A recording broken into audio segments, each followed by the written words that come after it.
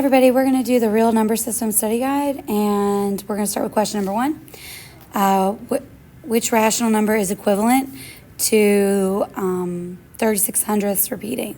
So remember, you start with the given that x is equal to 36 hundredths repeating, and our goal every time is to get rid of the repeating part.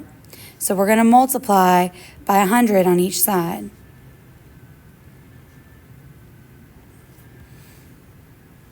Because there's two numbers underneath the line that's repeating, so I'm going to multiply by 100. Then I'm going to subtract off the part that repeats. So I'm going to subtract off x, and I'm going to subtract off 0.36 repeating. Remember to line up your decimals. So I've got 99x equals 36. Then I have a one-step equation. So I'm going to divide by 99. And I'm left with x equals 36 over 99. Well, from here, I know that I have a fraction that I can reduce. So I'm going to divide by 3. And I end up with 12 over 33. And I can reduce it again. So I'm going to divide by 3 again. And I end up with 4 over 11, which is C. For this one, it says, which choice is an irrational number? This one is a terminating decimal. So it can't be this one. The cubed root of 64 is equal to 4. So this is a whole number. This answer is going to be 7 over 2, which is 3.5, which again is a terminating decimal. The only one that's irrational is A. Which number is rational? So again, I go back, and this is a non-perfect square root, non-perfect square root. While this is a perfect square, this right here is pi. So I have pi divided by 2, which makes it irrational. This is a perfect square. So that's why my answer is D. For this one, again, they're asking me to use 48 hundredths with the 8 repeating, and they're asking me to turn that into a fraction. So I start with x equals 0.48 repeating, and then I'm going to multiply each side by 10 because only the 8 is repeating.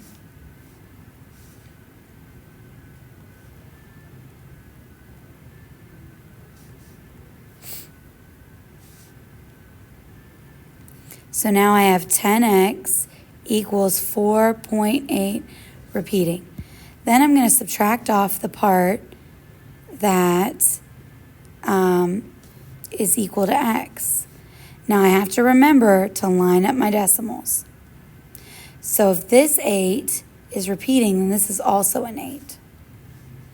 So I'm left with 9x equals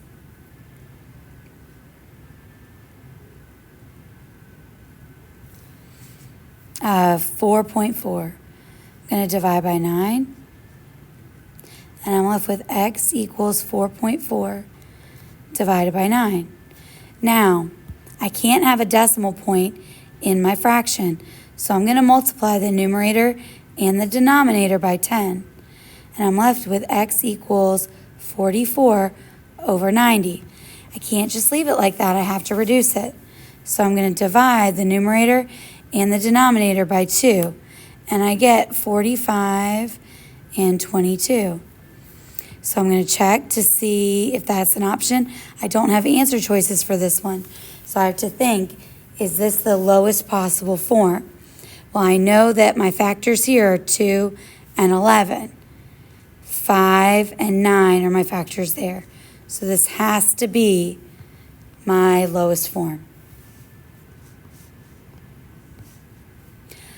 All right, what type of number is the negative square root of 100? Well, we know the square root of 100 is 10, and we're going to bring this negative sign along for the ride. So I know it isn't a whole number, but it is an integer. And then it's going to be a rational number, because if it's an integer, it has to be a rational number.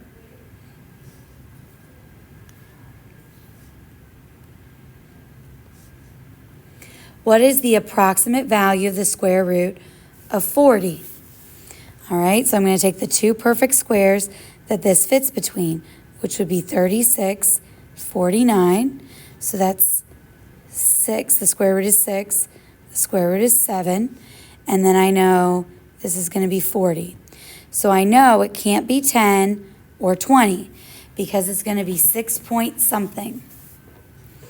So I'm going to do 40 minus 36, and then I'm going to subtract the two perfect squares. And I get 4 over 13. 4 divided by 13. So I've got 13, 26, 39. So that goes in 3 times.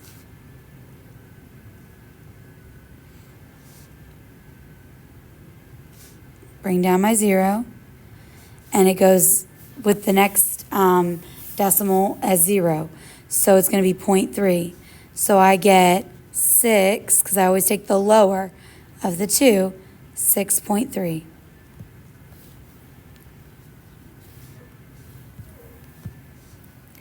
All right, which point best represents the square root of 10? All right, so I've got my two perfect squares are going to be 9 with the square root of 3 and 16 with the square root of 4. And then I've got 10. So I know that it can't be 2, it can't be 5, and it can't be 10. So it's going to have to be B. I don't even have to go any further.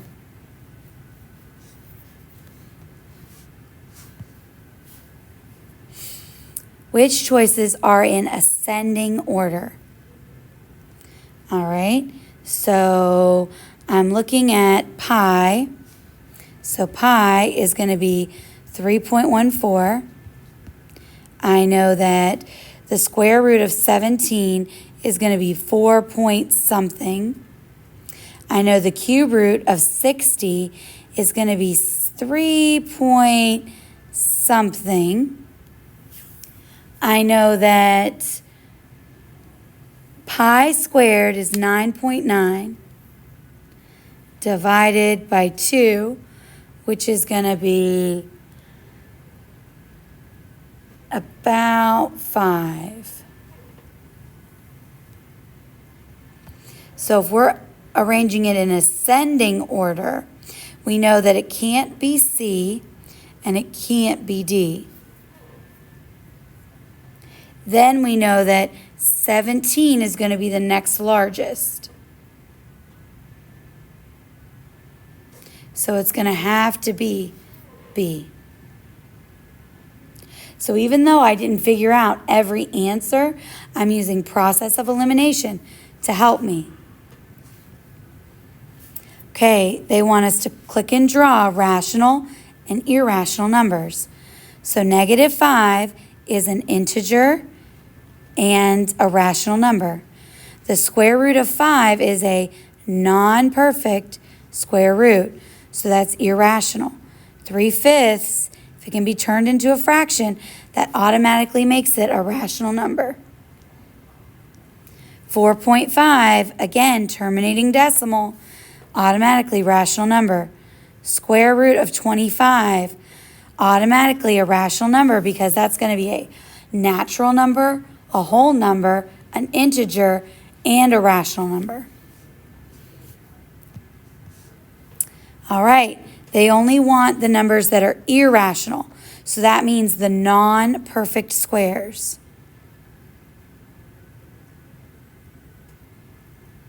So 1 and 4 are perfect squares.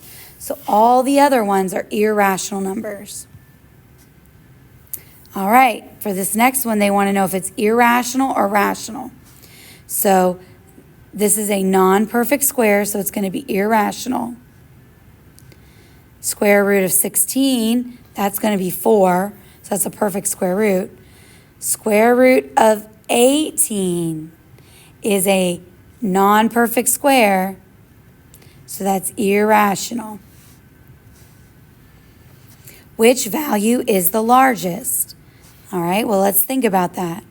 So this is almost 10. This one, so 300, so that's going to be between 17 and 18. So let's go 17.5 divided by 2. So that's going to be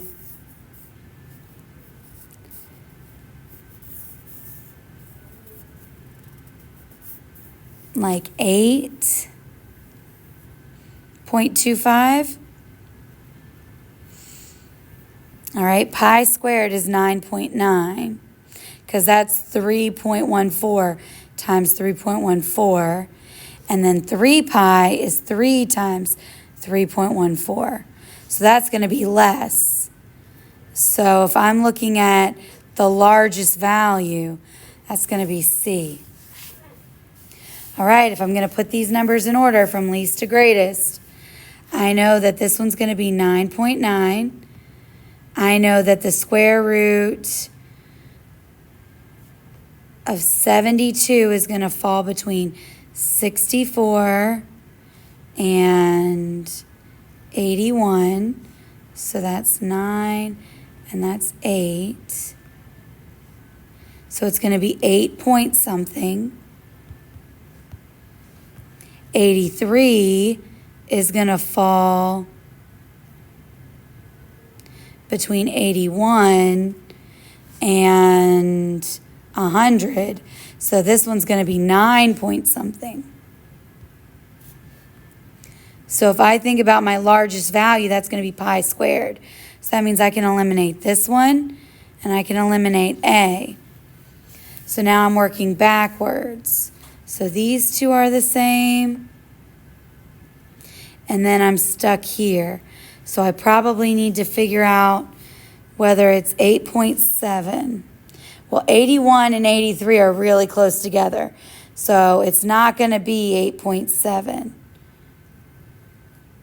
This is going to be 9. So it's got to be B.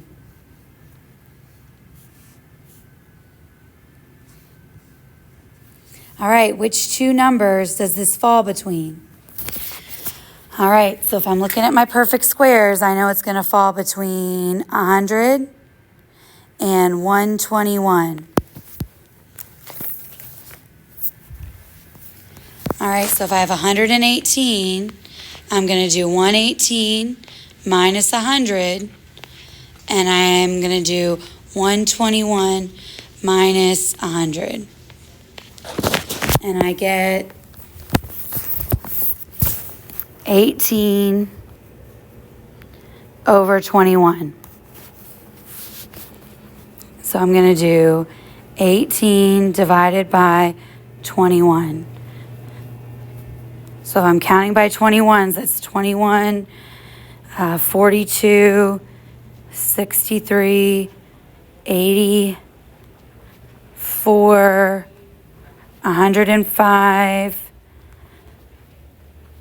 126, 147,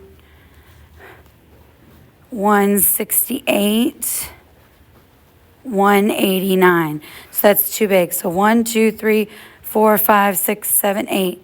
So it goes in 8 times. So I get 168, and I'm going to subtract.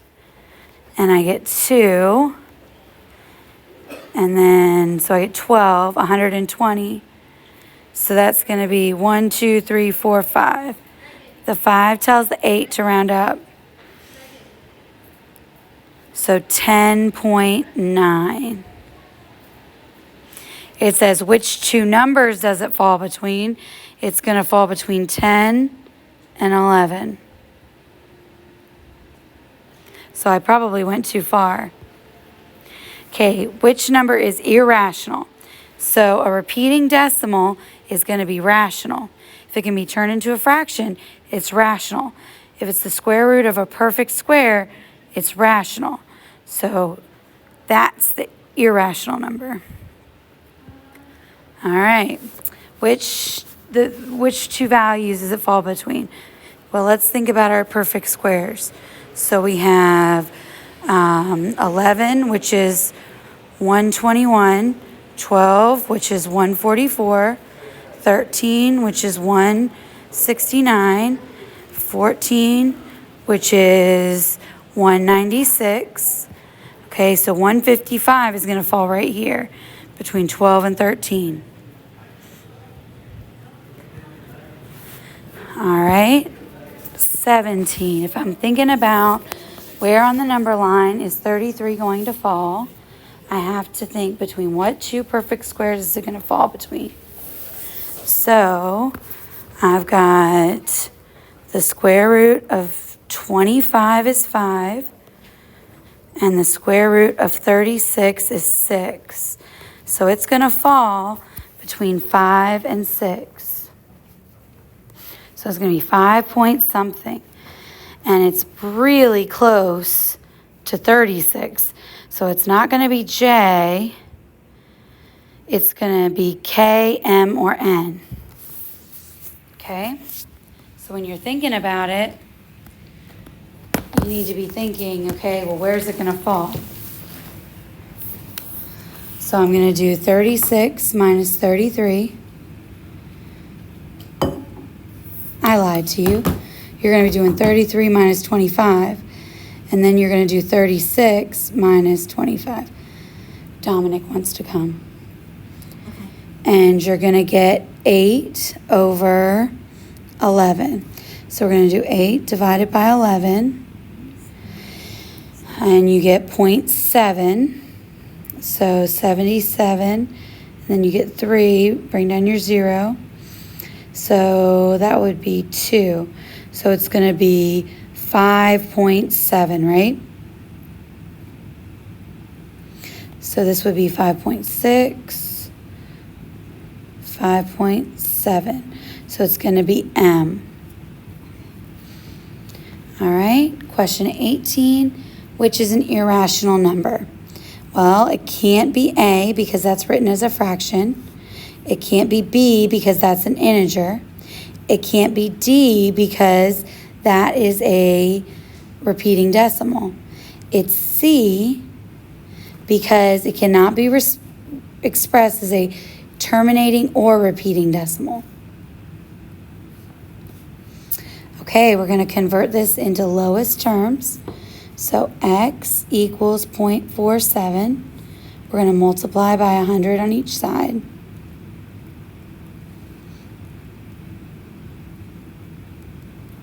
Remember, the goal is always to get rid of the repeating part.